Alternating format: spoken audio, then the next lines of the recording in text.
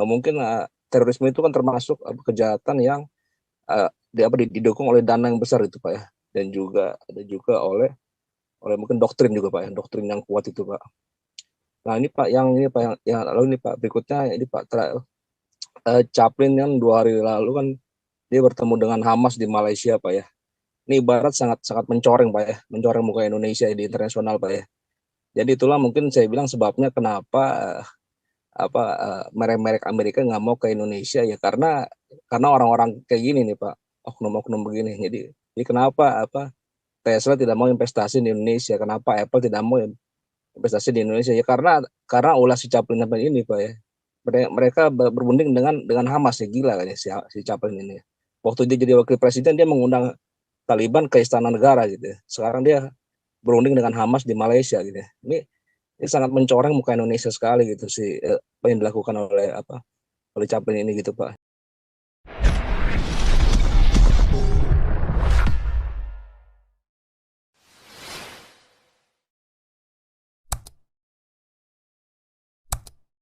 Mungkin nanti bisa dikupas lagi. Coba silakan. Soba, udah Soba.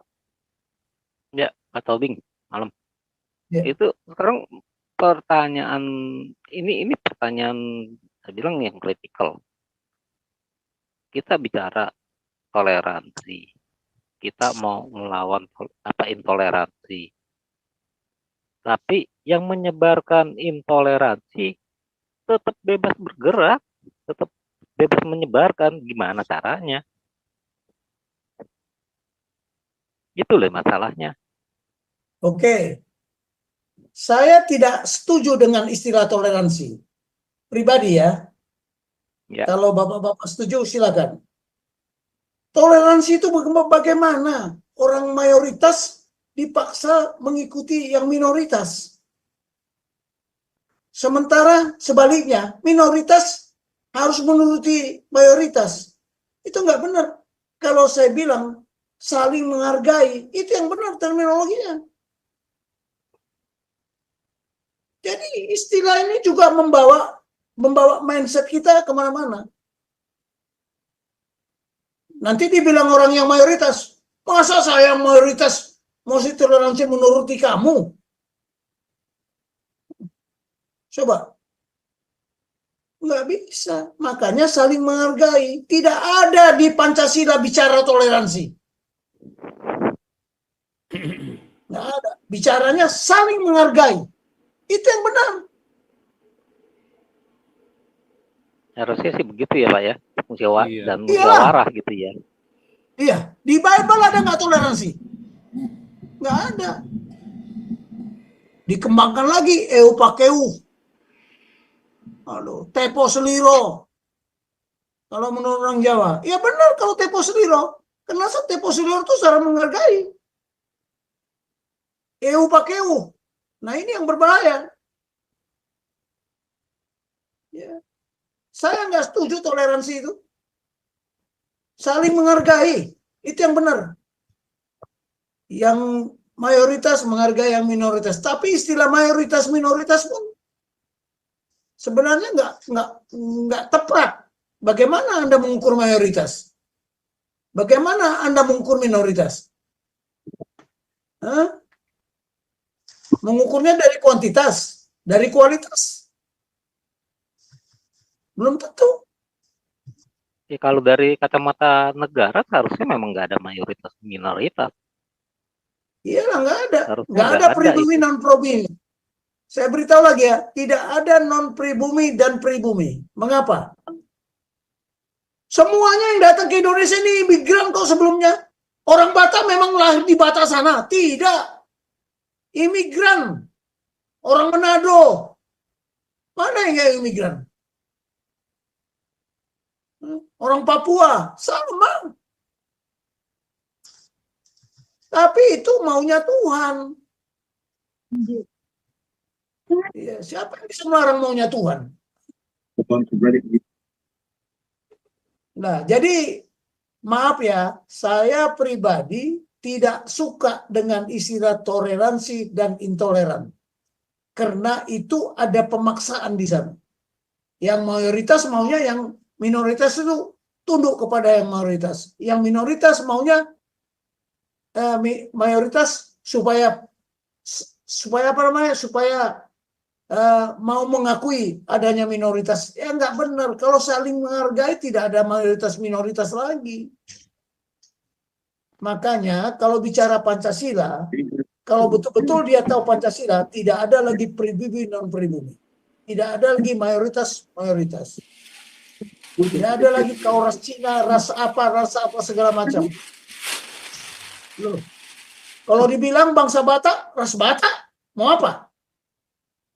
Sampai sekarang orang Batak itu ya kalau bilangnya bangsa Batak. Tapi secara hukum tetap suku bangsa Batak, kan gitu. Cobalah nanti.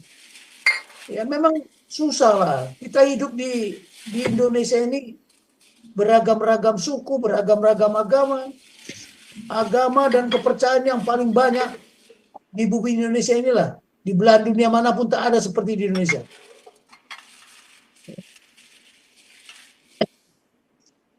Tapi paradigmanya jangan dibawa paradigma Arab kemari. Ya nggak bener lah. Walaupun ada orang Arab. Ya. Itu aja lah Ya, orang komentar Arabnya saya. harus Jadi menyesuaikan dengan paradigma Indonesia dong. iya, makanya. Balik. Nah, makanya dia minoritas. Mau dia? Nggak mau kan? Toleransi? Nggak mau dia. Dia maksa kita bertoleransi. Dia sendiri tidak mau. Nah, itu. Ya sekarang masalahnya yang menyebarkan paham-paham yang seperti itu kenapa harus diapain itu permasalahannya Ya, tuh di situ. makanya ada Ini baru ini ya Pak Tobing baru firasat baru perkiraan saya nih, ya kan? Dulu itu kan iya. kita banyak itu bom bunuh diri tuh, bom teroris. Lalu satu kan ditangkap di penjara berapa lama itu sejak itu ditangkap itu boleh bilang itu berperang dan akhirnya stop gitu. Selama dia di dalam itu boleh bilang udah nggak ada kejadian seperti begitu. Setelah dibebaskan kelihatannya itu mulai lagi, walaupun kita harus angkat topi lah, harus berterima kasih dengan Densus 88. Mereka berhasil mencegah sebelum kejadian. Tapi kan udah dibongkar itu. Bomnya udah disiapin, disiapin, tapi nggak sempet pelaksanaannya nggak sempet seperti begitu. Jadi begini ya Pak ya, terorisme itu ideologi. Ideologi itu ya, tidak pernah mati kecuali ditinggalkan oleh pengikutnya. Osama bin Laden mati, teroris masih malah berkembang biak. Jadi semakin dia dibasmi semakin berkembang biak karena itu ideologi. Kecuali ditinggalkan oleh pengikutnya.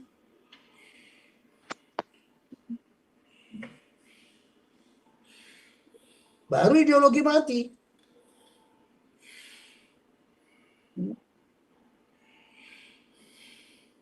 Sulit Pak Tobing.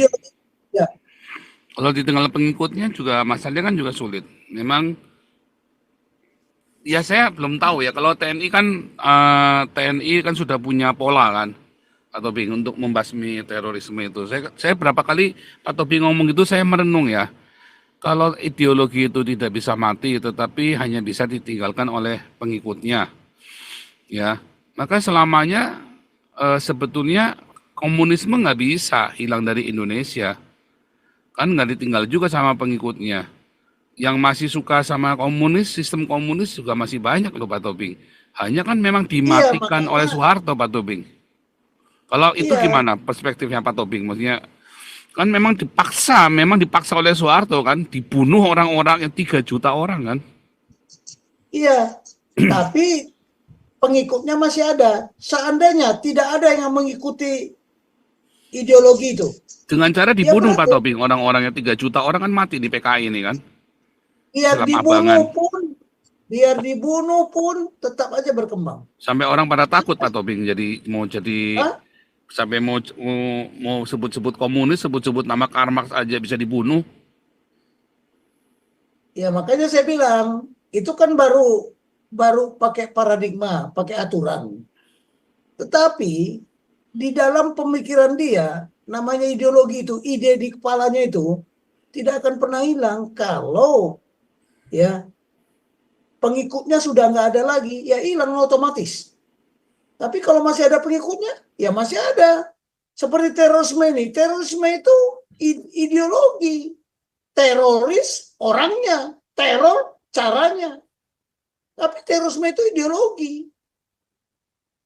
Nah, semakin dibasmi, semakin banyak dia. Kecuali pengikutnya sadar. Ya seperti anaknya siapa itu?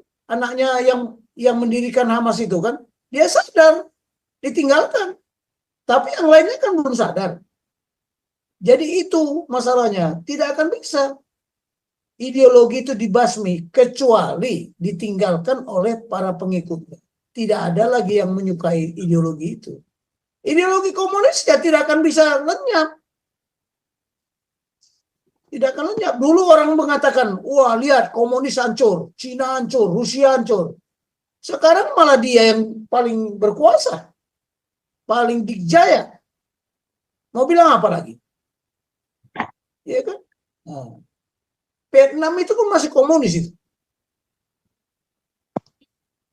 Ya.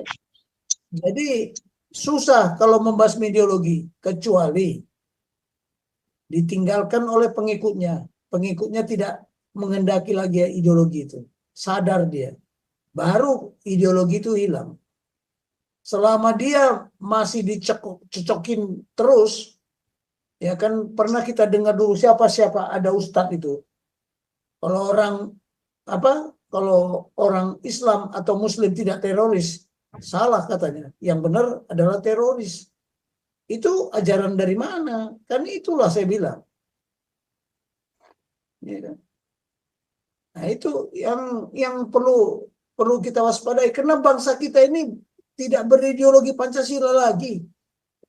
Kayaknya ideologi Pancasila pun mau ditinggalkan kan oleh sebagian orang. Karena dia tidak percaya. Karena ideologi Pancasila itu dibilang apa? Togut. Apa togut itu? Ideologi kafir. Apalagi? Jadi gimana? Nah, inilah kita. Jadi saya kira beratlah Indonesia mau maju. Ya, walaupun visinya segala macam itu udah disampaikan berat. Saya masih tanya besar. Benarkah Indonesia 2045 adalah Indonesia emas? Marilah kita pertimbangkan. Mungkin saya sudah nggak ada lagi sih.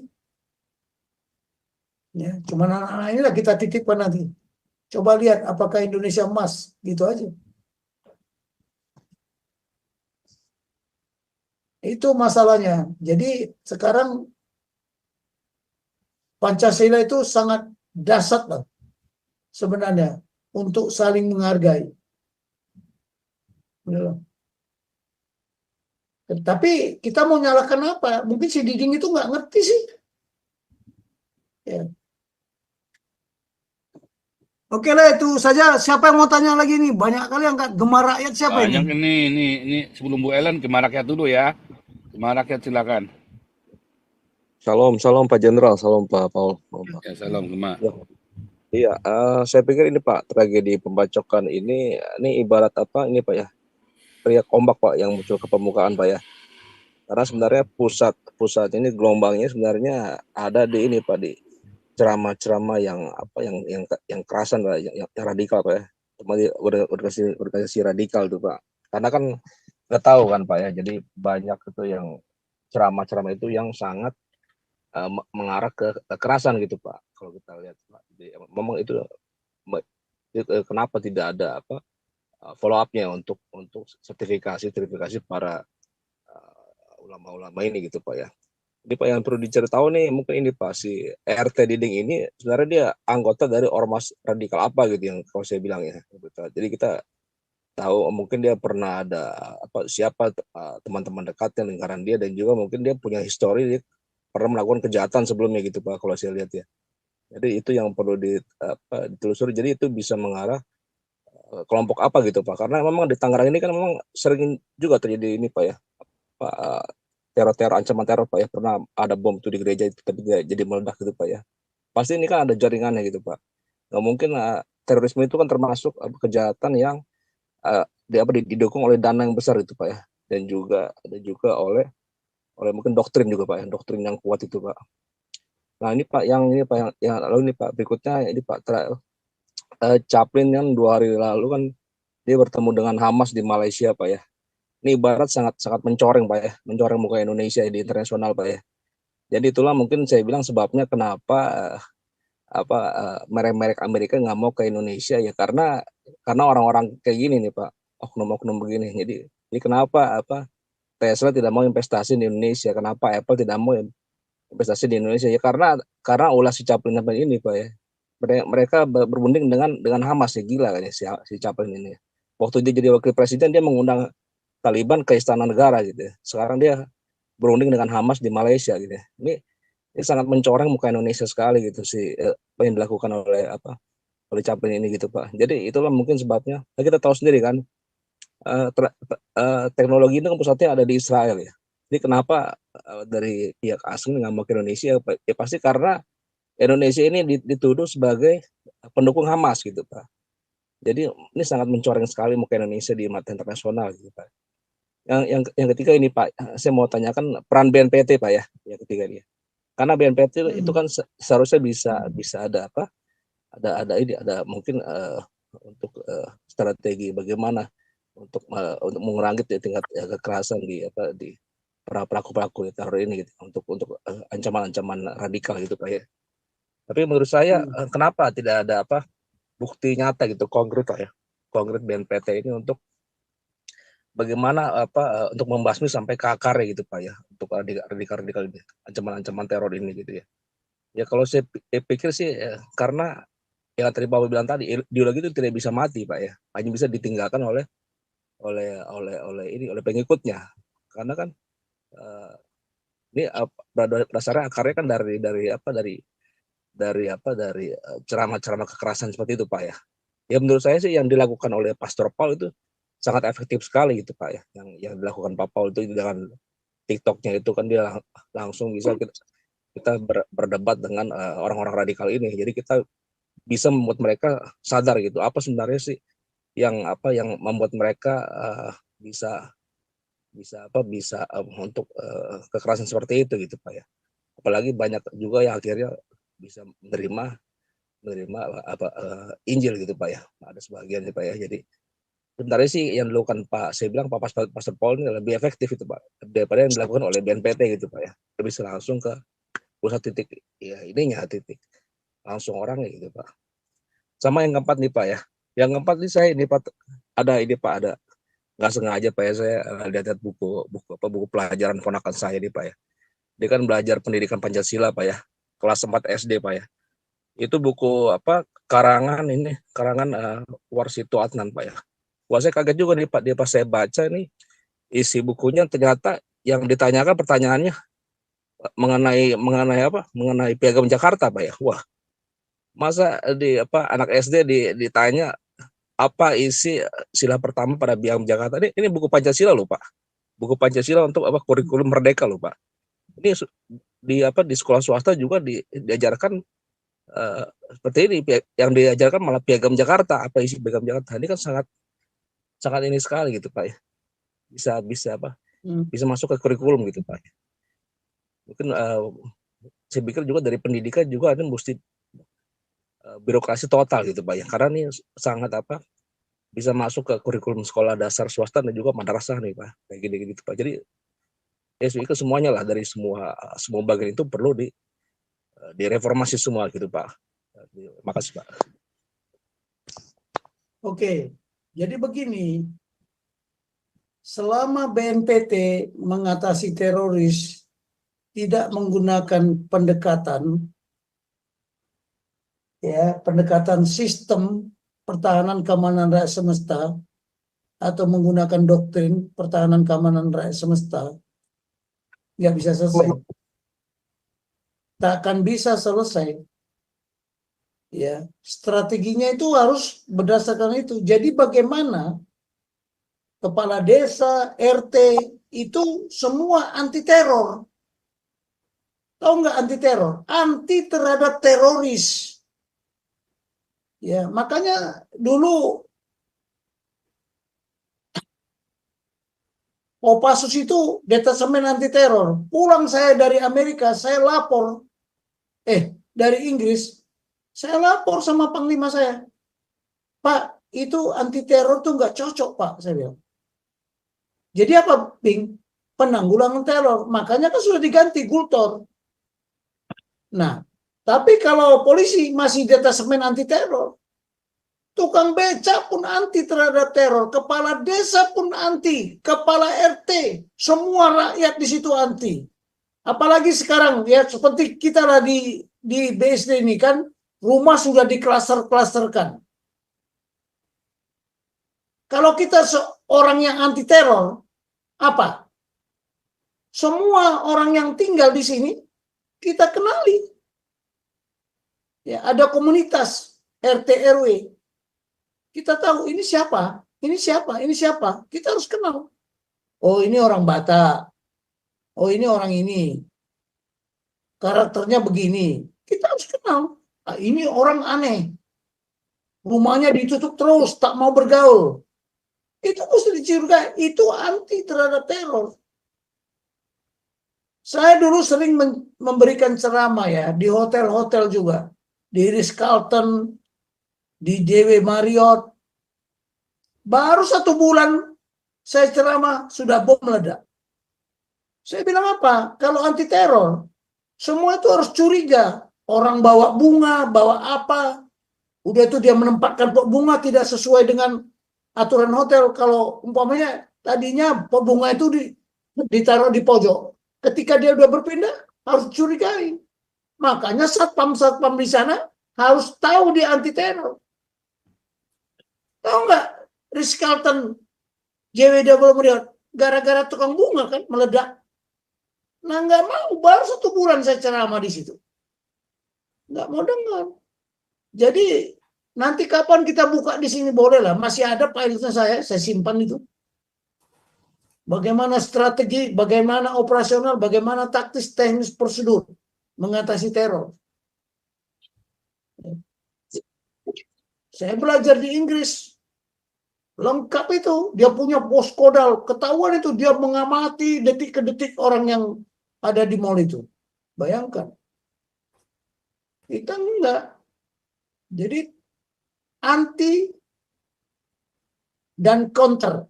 Counter itu penanggulangan teror. Beda. Jadi kalau anti, setiap tukang beca pun dia anti terhadap teror. Oh, dia lihat ada gerakan teroris. Dia nggak punya senjata, dia nggak punya apa. Bagaimana dia mengatasinya? Dia pergi ke tempat telepon. Coba lihat telepon-telepon yang di Inggris sana. Siapa yang udah pernah ke Inggris? Cek aja di situ. Jika ada tanda-tanda teroris, telepon nomor ini. Loh, Indonesia ada nggak? Nggak ada. Nah, tempat teleponnya malah di telepon umum itu. Sekarang masih ada nggak di Indonesia? Rasanya udah nggak ada telepon umum lagi sekarang. Udah digantikan HP kan. Kalau di Belanda sana nggak tahu, saya sudah lama nggak ke Belanda atau ke Eropa sana, masih ada nggak telepon umum? Tapi kalau saya lihat film-film itu masih ada telepon umum nih. Indonesia nggak ada lagi kan? Mana ada telepon umum? Nggak ada. Itu anti teror. Nah, polisi sama TNI susah. Kalau dia di Inggris semua ya, melihat menanggulangi teror, ya polisi sudah dilihat tidak mampu lagi 2 kali 24 jam, pasukan khusus turun. Di Indonesia belum diatur karena polisi tidak mau dibilang di luar kemampuan dia. Karena siapa yang menentukan juga nggak jelas. Kalau di Inggris sana jelas Mendagri, karena polisi di bawah Mendagri. Menhannya, kemudian Panglima Angkatan Bersenjatanya, putuskan, oh ini tidak bisa lagi polisi, harus TNI, harus militernya, tanda tangan.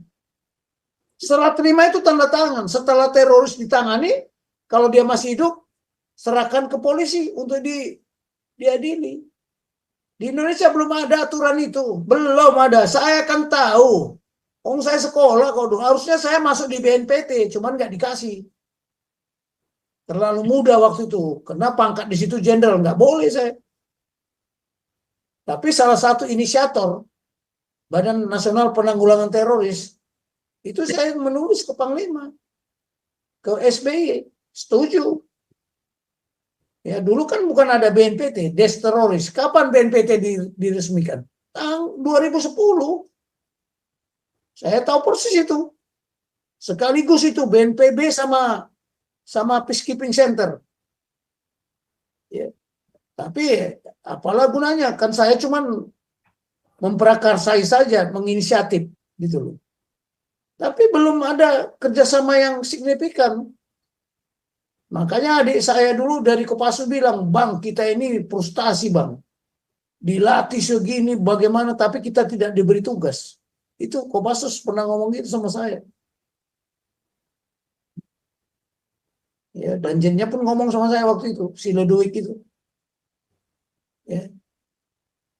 Nah, itu masalah teroris.